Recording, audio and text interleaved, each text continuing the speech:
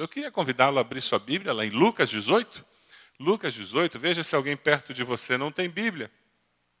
Assim você pode ajudar essa pessoa a encontrar e acompanhar a leitura. Lucas 18, a partir do versículo 1. Nós vamos estudar uma parábola de Jesus.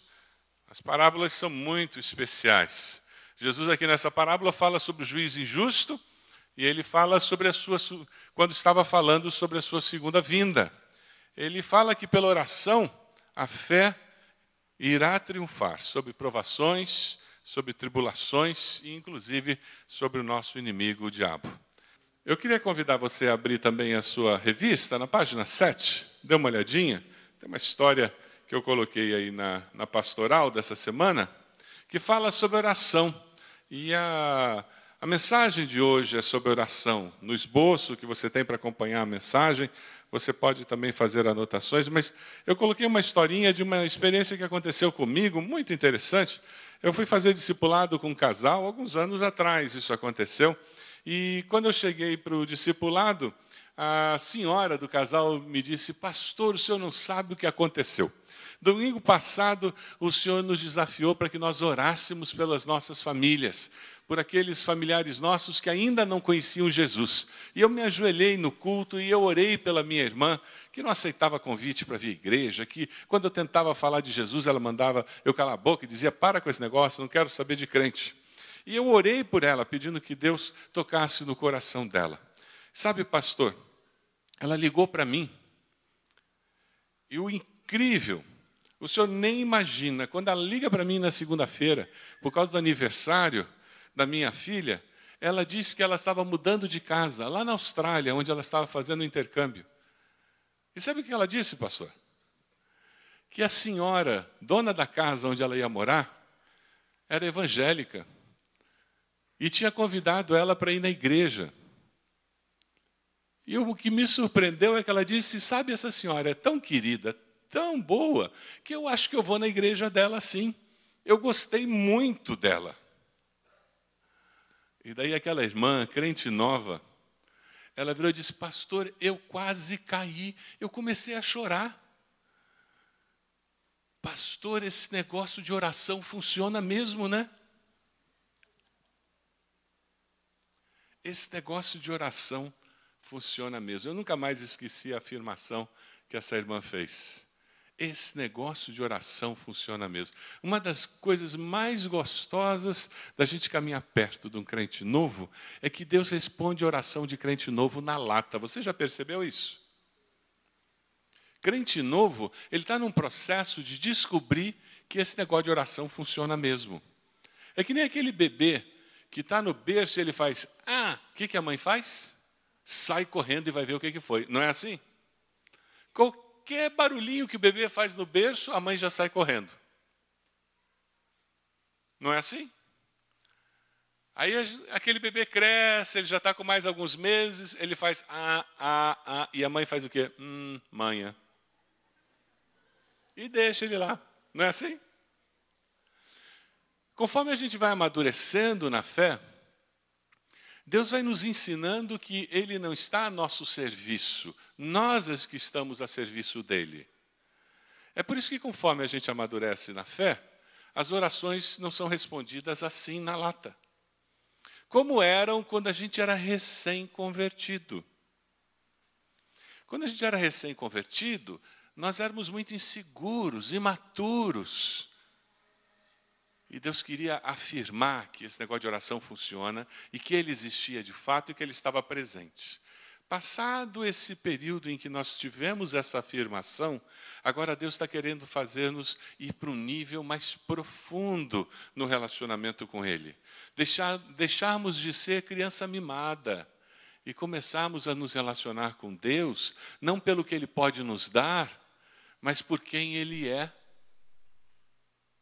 Não pelas vantagens que nós temos, porque nós podemos orar a Deus, mas pelo relacionamento que nós podemos ter com o Pai amoroso.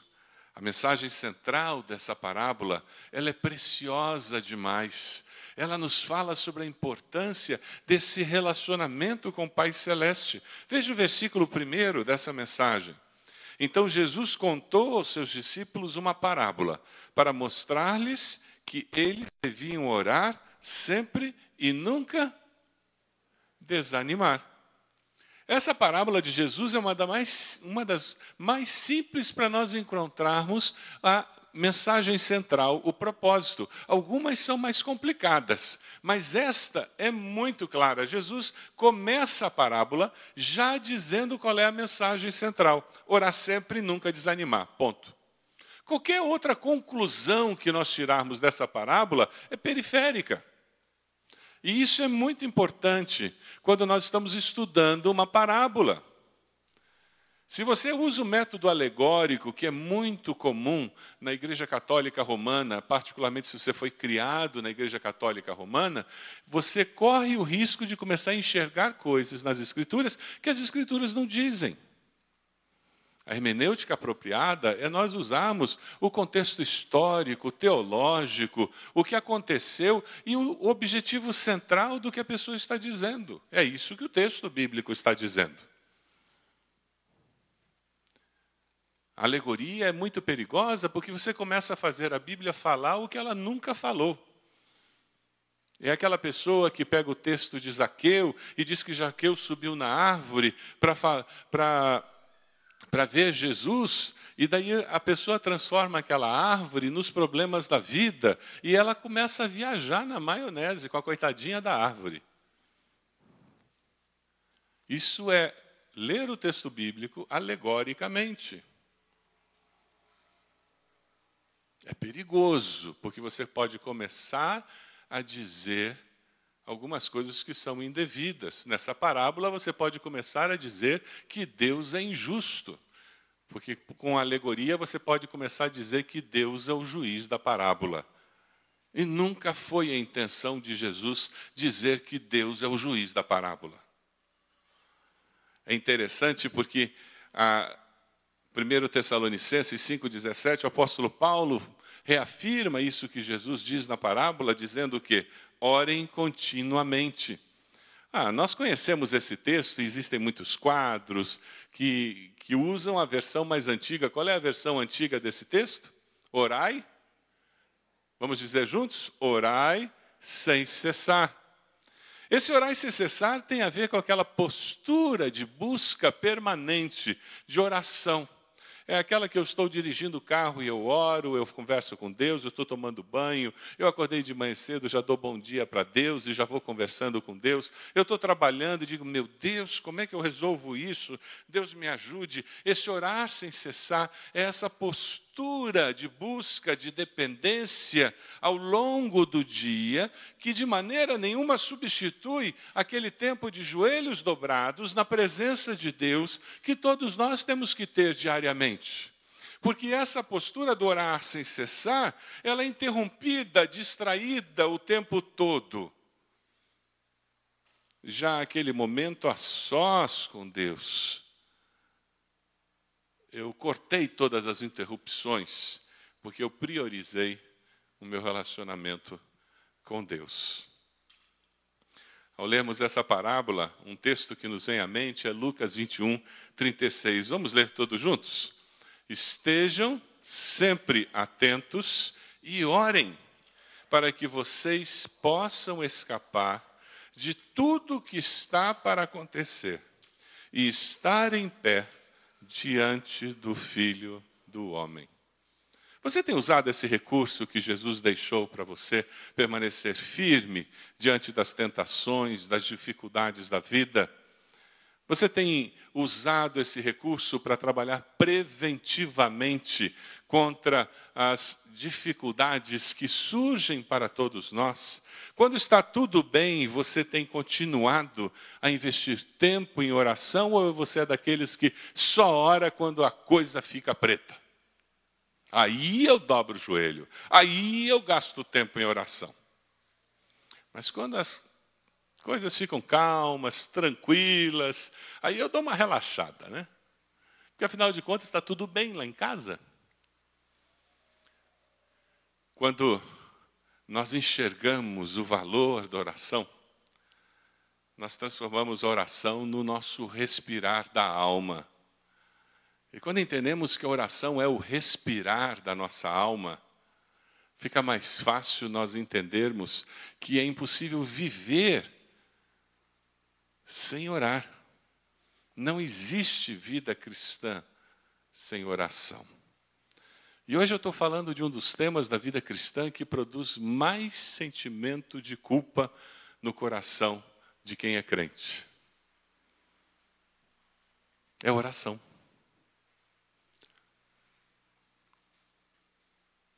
Porque nós sempre achamos que não oramos o suficiente.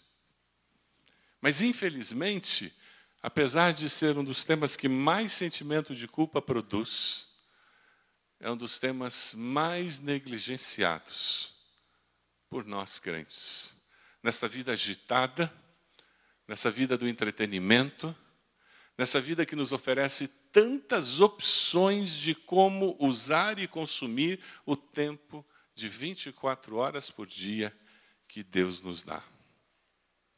Dê uma olhadinha nos versículos 2 a 5. Nós vamos encontrar dois personagens nessa parábola. Ele disse, em certa cidade, havia um juiz que não temia a Deus, nem se importava com os homens. E havia naquela cidade uma viúva que se dirigia continuamente a ele, suplicando-lhe, faze-me justiça contra o meu adversário. Por algum tempo ele se recusou, mas finalmente disse a si mesmo, embora eu não tema a Deus e nem me importe com os homens, esta viúva está me aborrecendo. Vou fazer-lhe justiça, para que ela não venha mais me importunar. Ora, o primeiro personagem, o juiz, ele era não judeu. Eles eram escolhidos por Herodes e os romanos, aqueles que dominavam a região. E o que fazia com que eles fossem escolhidos era a influência política e o dinheiro. É parecido com o que acontece com o STJ dos nossos dias. Não é conhecimento jurídico que determina quem é indicado para o STJ. É interesse do governo. A corrupção tomava conta daqueles dias. Não é só hoje que nós temos problemas com corrupção. E não é só no Brasil que temos problemas com corrupção. No mundo inteiro existe isso. Porque o mundo jaz no maligno e todos pecaram e destituídos estão da graça de Deus. O diabo tenta nos fazer pensar que é só no Brasil, para criar uma desesperança nos nossos corações. Mas é no mundo todo. É só a graça e a misericórdia de Deus, revelada em Cristo Jesus, que pode transformar essa realidade, a começar por nós. Aquele juiz não temia Deus. Aquele juiz não pensava em guardar a lei de Deus. Era um juiz iníquo. Um juiz que não tinha nada a ver com a ideia de juiz que nós encontramos no Velho Testamento. Lá em Levítico 19:15, diz que o juiz tem que ser alguém que não cometa injustiça no julgamento, não favoreça os pobres, não procure agradar os grandes, mas julgue o seu próximo com justiça. Deus nunca fez opção pelos pobres, tampouco pelos ricos, ou pelos religiosos. Deus fez opção pelo ser humano, quando mandou o seu Filho fazer-se homem e habitar entre nós. Sempre os juízes deveriam julgar com justiça, porque Deus é justo. Aquele juiz não tem nada a ver com Deus. Era um juiz iníquo. A viúva, ela entra nessa parábola como alguém que simboliza aqueles pobres indefesos. Ela não tinha esperança de obter justiça, ela não tinha dinheiro para subornar aquele juiz. Ela só tinha uma coisa a seu dispor: ser perseverante no pedir. Protocolar 500 processos com o mesmo pedido. Não sair da porta do juiz. Eu me lembro quando eu fui para os Estados Unidos fazer o mestrado e o doutorado, eu fiquei 6 meses desempregado. E no meio desses 6 meses, surgiu um bebê. Então eu fiquei mais preocupado ainda, porque eu estava desempregado. E o dinheiro que nós tínhamos levado, resultado da venda de carro e tudo mais, começou a acabar. E eu desempregado. E eu só podia trabalhar lá no seminário onde eu estudava, porque eu tinha visto de estudante. E eu me lembro que quando faltava um mês para o dinheiro acabar, e pelas minhas contas só dava para pagar um mês, eu me lembro que eu tomei uma decisão. Eu vou todos os dias na sala do diretor da biblioteca para dizer que eu preciso de emprego. E eu comecei a fazer isso. Eu sabia a hora que ele chegava. E naquele mês, todos os dias, quando ele chegava para trabalhar, adivinha quem estava na sala de espera? Bom dia. Você aqui? Eu ainda estou procurando emprego. Ele dava um sorriso meio amarelo, depois do terceiro, quarto dia, né? Aí no dia seguinte, ele chegava para trabalhar, a primeira pessoa que ele encontrava era eu. Bom dia, como vai o senhor? Eu ainda estou procurando emprego. A piada entre os brasileiros é que ele finalmente me arrumou um emprego. Temporário, mas me arrumou um emprego. E no dia seguinte ele teve um infarto. Então imagina o que os brasileiros que estudavam lá começaram a dizer, né? Mas lendo a parábola da viúva, eu me identifiquei que eu disse, eu tenho que fazer alguma coisa. A única coisa que eu tenho, o único recurso que eu tenho, é não ser esquecido por ele. E foi o que ela fez. Ela não foi esquecida por aquele juiz. Chegou um ponto que ele disse, eu tenho que arrumar uma solução. Senão ela não larga do meu pé. Quando você ora, alguém disse com muita sabedoria, você deve fazer 3 perguntas a você mesmo. Eu compartilho com você o que essa pessoa disse. Essa pessoa disse que antes de orar, você precisa perguntar a você mesmo. Eu preciso mesmo disto que estou pedindo? Eu preciso. A segunda é, eu creio que adianta pedir? Porque oração é uma coisa perigosa. Cuidado com oração, porque Deus responde e você vai ter que lidar com a resposta. Cuidado com o que você pede a Deus, porque Deus responde. E terceiro, eu creio que Deus tem capacidade para me atender. Você está pedindo a Deus e você acha mesmo que Deus pode fazer isso? Você tem orado assim? Eu gostei muito dessas 3 perguntas. Porque ao invés de nós estarmos orando simplesmente, elas nos fazem pensar se de fato eu preciso e quero e creio que Deus pode responder. Porque aquele que pede de forma inconsequente não terá resposta nenhuma de Deus. Porque Deus não ouve as palavras que saem dos nossos lábios, não é mesmo? Deus ouve o quê? O que está no nosso coração. Eu queria que você agora formasse um grupinho de 3 pessoas. Vamos fazer isso agora? Dá uma mexida aí. Formem grupinhos de 3 pessoas. Eu queria que você respondesse as perguntas que vão aparecer aí na tela. Grupinhos de 3 pessoas. Vamos lá. Se precisar mexer cadeira, pode mexer. Não tem problema não. Por isso que nós temos cadeiras aqui. Para poder mexer. Se tem alguém meio isolado, que ficou parado, sozinho, por favor, convide essa pessoa. Nós não queremos que ninguém fique isolado aqui no nosso culto. Por favor, faça isso. Envolva todo mundo a participar desse momento. É um momento de grupo. Cite um versículo bíblico relacionado com a sua vida de oração. Quando você pensa em oração, tem um versículo que para você é muito importante? Cite aí no seu grupo. Mencione esse versículo. E depois compartilhe uma experiência de resposta de oração. Pensando naquelas 3 perguntas que nós falamos, eu preciso, eu creio, e Deus tem capacidade. Cite uma experiência de resposta de oração que você teve. Vamos lá.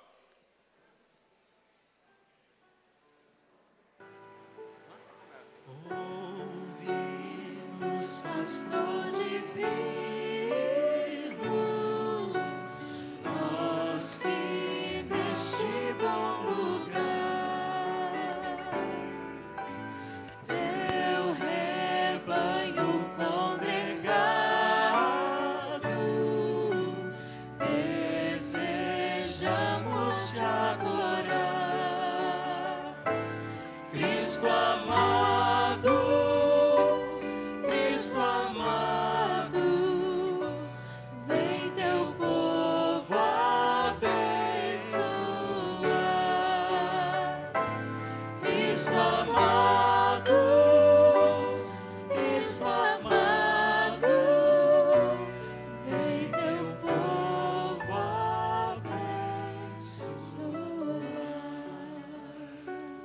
Se você olhar o versículo 6 do texto que nós estamos estudando, vamos lá, texto da parábola de Jesus, Lucas 18, versículo 6. Você vê o Senhor aplicando a parábola de uma forma muito gostosa. Nós podemos aplicá-la e sair daqui com uma lição preciosa para nós.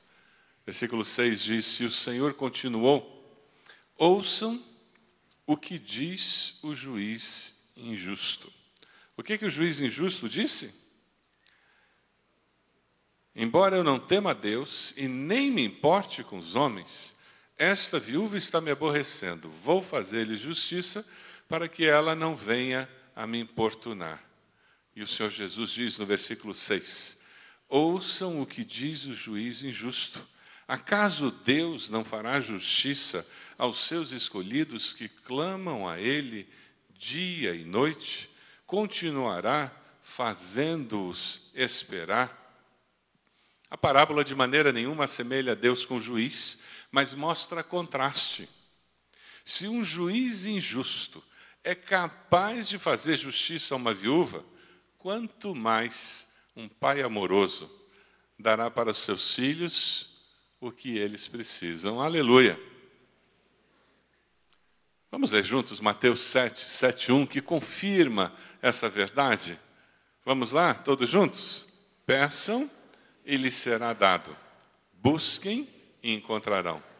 Batam e a porta lhes será aberta. Pois todo o que pede, recebe. O que busca, encontra. E àquele que bate, a porta será aberta. Qual de vocês, se seu filho pedir pão, lhe dará uma pedra? Ou se pedir peixe, lhe dará uma cobra? Se vocês, apesar de serem maus, sabem dar boas coisas aos seus filhos, quanto mais o Pai de vocês que está nos céus dará coisas boas aos que lhe pedirem. É muito fácil passar pela vida fazendo orações. O desafio é perseverar em oração, mesmo quando não vemos resultados tangíveis, mesmo quando não nos é fácil identificar respostas claras àquelas orações. Você tem perseverado ao fazer orações? Você tem conseguido registrar suas orações para que daqui a um mês, 6 meses, 1 ano, você possa identificar que Deus respondeu à sua oração?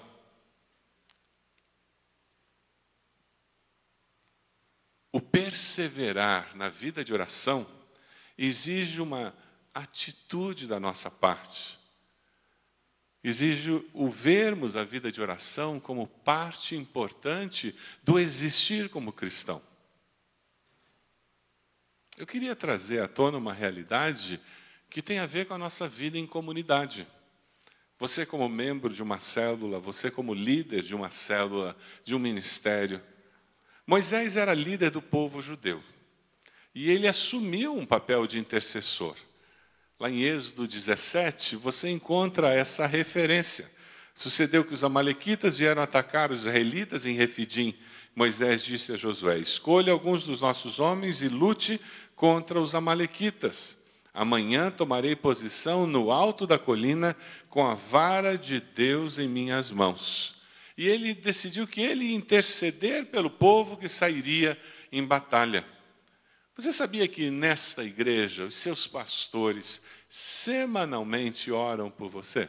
Pergunta a pessoa do lado se ela sabia disso. Você sabia que seus pastores oram por você? Semanalmente? Sabe, essa... Volta isto. Nós temos um hall de membros, dividido em várias pastinhas, e eles estão na nossa caixinha da reunião dos pastores, das quartas-feiras. Nós usamos isso, nós oramos pelos pedidos de oração. Nós temos a prática de colocar os membros dessa igreja diante do Senhor, porque nós acreditamos na intercessão, na necessidade da oração intercessória. Versículo 11 diz que enquanto Moisés mantinha as mãos erguidas, os israelitas venciam. Quando, porém, as abaixava, os amalequitas venciam. Cansado, Moisés, ele sentiu a necessidade de ser amparado pelos seus liderados. Você conhece o texto, não conhece? Veja o versículo 12. Quando as mãos de Moisés já estavam cansadas, Arão e Hur mantiveram erguidas as mãos de Moisés, um de cada lado, de modo que as mãos permaneceram firmes até o pôr do sol.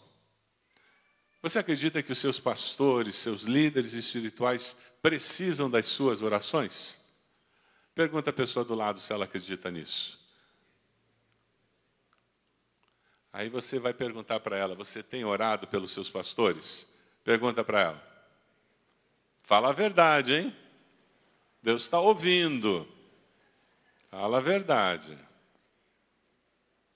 Nós precisamos das suas orações, porque as lutas são muitas.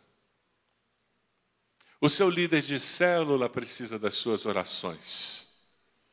Aquela pessoa que lidera você no seu ministério, onde você serve ao Senhor, precisa das suas orações.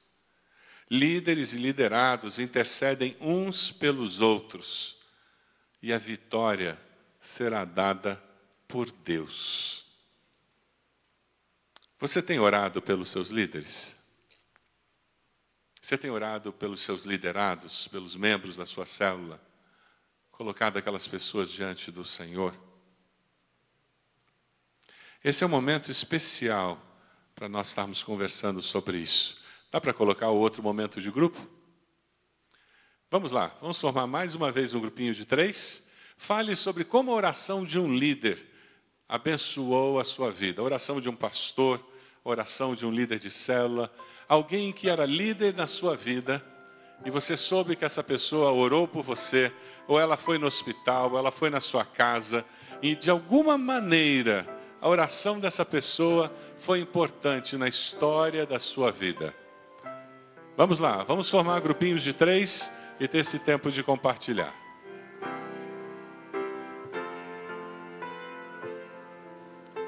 Não é verdade que ouvir essas histórias aquece o coração da gente? Gostoso de lembrar, não é mesmo? Líderes colocados por Deus na nossa vida, que com as suas orações nos abençoaram. Que coisa boa.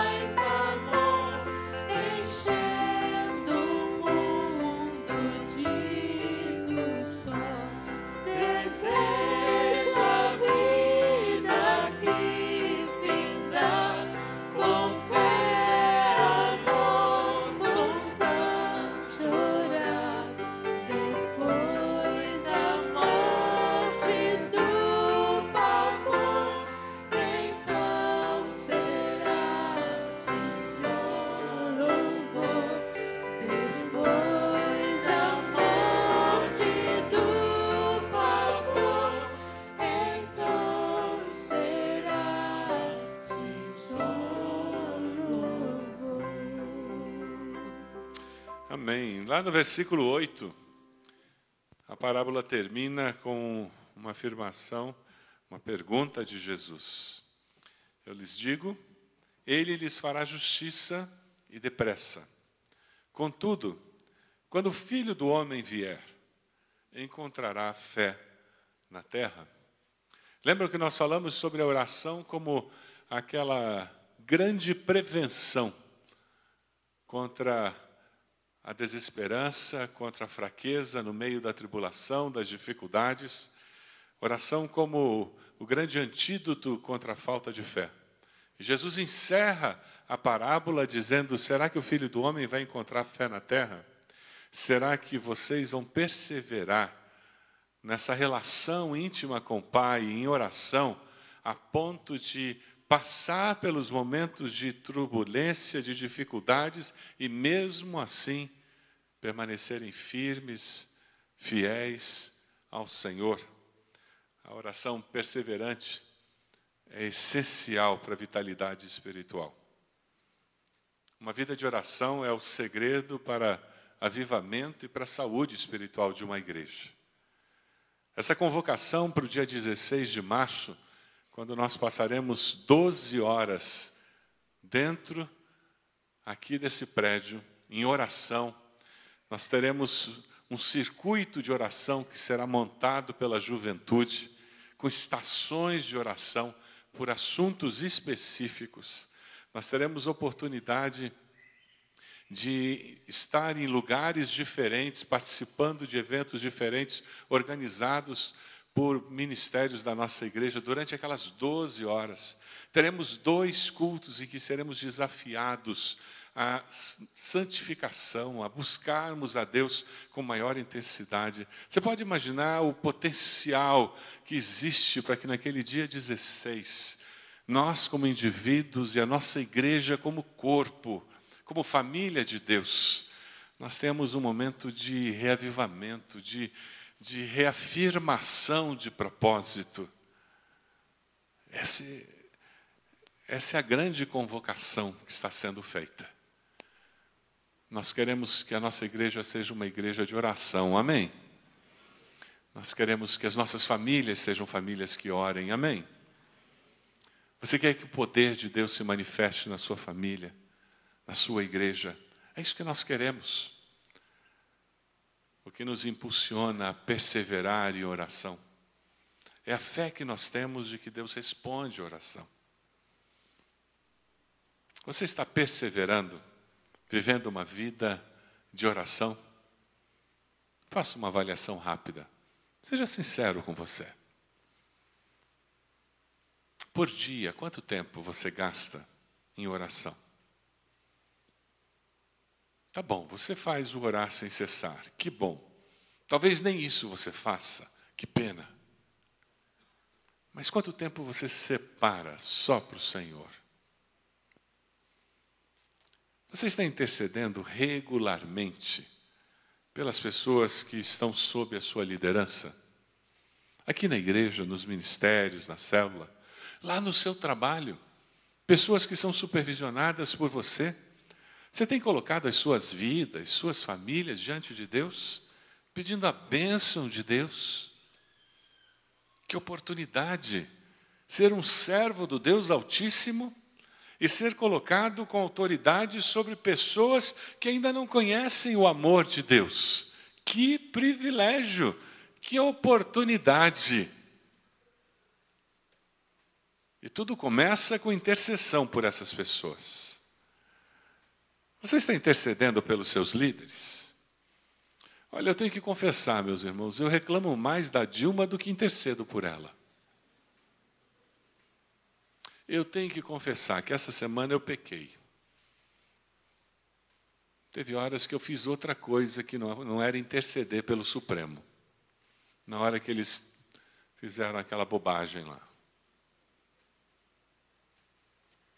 Mas mesmo que eu não goste deles, eles têm posição de liderança sobre mim. Não é verdade? Infelizmente. Então é melhor orar por eles, porque o que eles decidem afeta a minha vida. Não é verdade? Infelizmente. Então é melhor eu orar por eles. Você tem orado pelos seus líderes espirituais, seu líder de célula, coordenadores, supervisores, os pastores da sua igreja. Colocado essas pessoas diante de Deus com o coração limpo. Olha, a melhor maneira de resolver problemas com quem lidera você é orar diariamente por essa pessoa. É impossível orar regularmente por alguém sem que o Espírito Santo comece a tirar a amargura e sem que o Espírito Santo limpe a situação. Você tem orado com fé, esperando respostas de Deus? Você tem feito isso? Qual a resposta que você vai dar a Jesus? Você está disposto a ter uma vida de oração significativa? Você está disposto a melhorar a sua vida de oração? Quem sabe você já tem uma vida de oração boa. Mas hoje o Espírito Santo está dizendo, eu quero levar você para um novo patamar. Eu quero fazer você conhecer coisas novas. Eu quero desafiar você a me conhecer de uma maneira que você ainda não conhece. Se você está dizendo, Deus, eu quero crescer na área de oração, eu quero crescer na minha vida de oração. Dobre seus joelhos onde você está. Ao fazer isso, você vai estar dizendo, Senhor, eu quero crescer na minha vida de oração. Eu vou me ajoelhar aqui, porque eu também quero. Eu quero crescer na minha vida de oração. Eu quero aprender mais do Senhor. Quero ser mais fiel, mais regular. Diga para o Senhor o que o Espírito tem falado para você. Qual é a área que precisa mudar? Qual é a mudança na sua vida de oração que precisa ocorrer? Talvez seja a disciplina para ter uma hora fixa, um lugar fixo. Talvez seja a dificuldade de orar regularmente pelos mesmos pedidos. E você vai ter que arrumar um caderno ou abrir um arquivo no teu computador, no teu celular. E colocar nomes e pedidos e data. E diariamente apresentar aquilo diante do Senhor.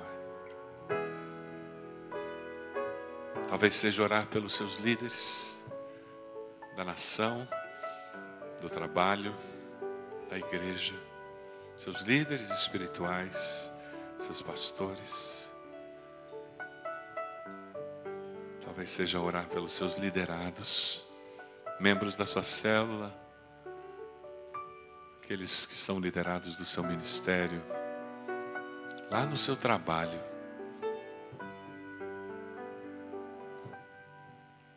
A Deus, nós nos colocamos diante do Senhor de joelhos, porque queremos que o Senhor entenda que é com humildade que nós nos aproximamos, é confiando no que Cristo fez na cruz por nós, que nós nos aproximamos do Senhor.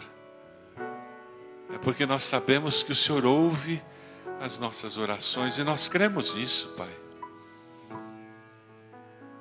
Porque nós cremos nas Tuas misericórdias que se renovam a cada manhã. É assim que nós nos aproximamos e pedimos inicialmente perdão, Senhor.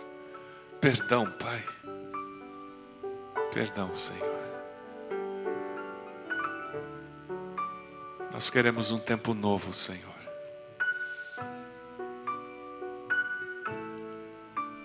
Nos dê um tempo novo na nossa caminhada contigo.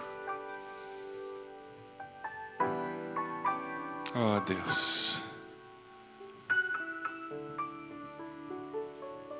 Nós queremos conhecer ao Senhor mais e mais. Queremos viver sempre orando. Porque a comunhão com o Senhor é a melhor coisa que existe.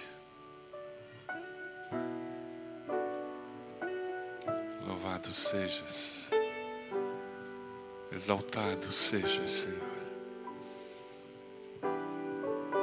Glorificado seja o teu nome. Engrandecido seja o Senhor. Sempre orando. Louvado sejas. No Espírito, sempre orando. No Espírito, em todo o tempo e lugar. O Espírito te diz: ora sempre, sempre orando. No Espírito, sempre orando. No Espírito, vamos colocar em pé essa canção. Em todo o tempo e lugar. O Espírito te diz: